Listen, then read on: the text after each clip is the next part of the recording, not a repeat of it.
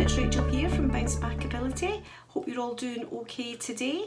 Just wanted to jump on and share a bit of an experience that I had with a client last week. So there's a lot going on at the moment about immunisations, about our COVID vaccine, which is absolutely fantastic news. But for a lot of people, and a lot of people that have been getting in touch with us, it's struck a sort of chord with them that, oh my goodness, I'm going to have not only just one injection, but I'm going to have two.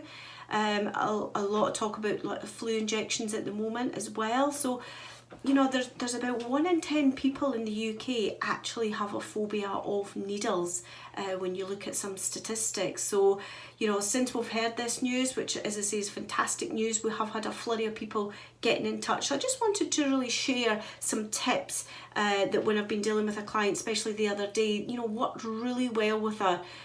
So that she was, you know, able to go confidently and get her immunisation. She's actually a frontline NHS worker, so it was really important for her, our family, our patients, you know, for everybody to be able to go and get that done. So, you know, when we think about a phobia, any phobia, it doesn't need to be, you know, needle, but when we think about it, what it is, it's a trigger, an event, something's happened somewhere along the lines, and you've just decided, you know, unconsciously, you didn't, you know, mean for it to happen, but a decision was made that you were scared of, you know, needles, dogs, flying, whatever it may be. And you've just ran with that movie in your mind. So every time you need to go to the doctors, or you need a blood test or an immunisation, whatever it is, it just strikes that panic, that fear, you know, and that can be very debilitating for a lot of people. It means that, you know, they maybe can't go on holiday because they can't get the immunisations that they want to go. You know, it can really, you know, affect somebody's health as well, you know, when they're talking about, you know, protecting children, protecting adults as well. So a lot of consequences for a lot of people if they don't manage to actually, you know, combat this fear and phobia. So I just wanted to come on, as I say, the back of her session, because it was so powerful, you know, and she was so grateful, and, you know, has had the injection now, which is fantastic news. So I just thought it'd be really good to come on and share a couple of tips, just to let you know, that you can change how you feel about this situation. So tip number 1 would be to actually remove yourself from the situation. So almost like playing that movie that I said, you know, you'd made up that movie of what it's going to look like when you go to the appointment, you know, how you're going to think, how you're going to feel, and just sort of play it out on a movie screen. But what I want you to do is make sure that you're sitting at the back of that movie theatre. You're almost like, if you're as old as me, you can remember the little projector person sitting at the back, actually you could see when you were at the movie. So I want you to be that person sitting at the back, watching yourself on that screen away in the distance, and then I want you to play that movie out of what that feeling might be like. Play that movie that you have in your head, but I want you to look at it from a great distance.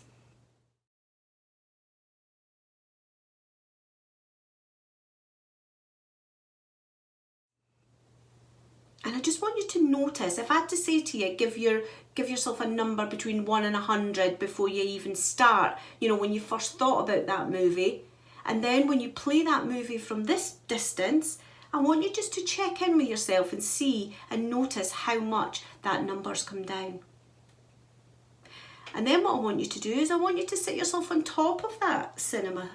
So I want you to sit yourself on the roof, so that you're actually watching yourself sitting in that projector room, watching yourself sitting on that movie screen. And then I want you to play the movie from that point.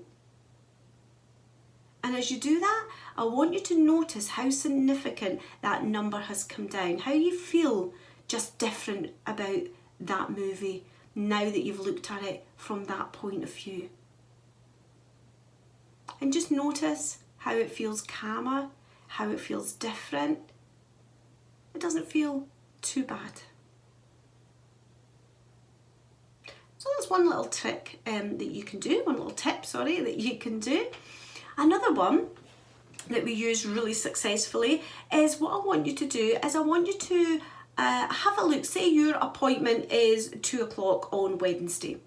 I want you to have a look just close your eyes for a second, and I want you to think about 2:30 on Wednesday, when you've came out and you've had that injection. You're able to you're able to think that you're COVID free, you're able to think that you can go on holiday, you're able to think that you can get some tests done that's been really annoying you and really affecting your health. Whatever it is for you, I want you to go into the future and see yourself coming out of that appointment after having that little jab done. And I want you to notice, when you look back from that point, when you come out, when you're full of, calmness and confidence that you've actually managed to, overcome that phobia that you thought you had, and, look back and, realise that it was nothing at all to be scared about at all. So I hope those couple of tips have been useful for you folks. If you want any more information, or if you want to elaborate on these tips at all, then please go to www.bouncebackability.com, or you can always contact us on our Facebook page. I hope that was really useful for you folks. Bye for now.